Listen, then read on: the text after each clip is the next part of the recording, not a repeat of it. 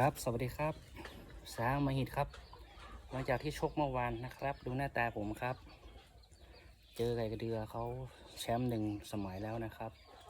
เนี่ยผมไก่ใหม่นะครับดูนะครับประมาณนี้นะครับพี่ๆเขาแนะนำให้อาบน้ำครับเจ้าของผมก็เลยมาอาบน้ำให้ผมวันนี้วันแรกครับทั้ง3-4 ตัวเลยครับเรามือใหม่ทั้งเจ้าของทั้งไก่ครับ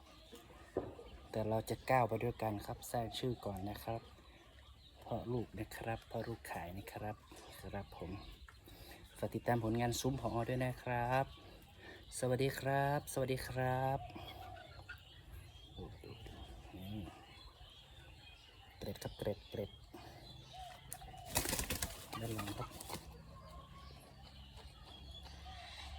เก็บก้อยครับ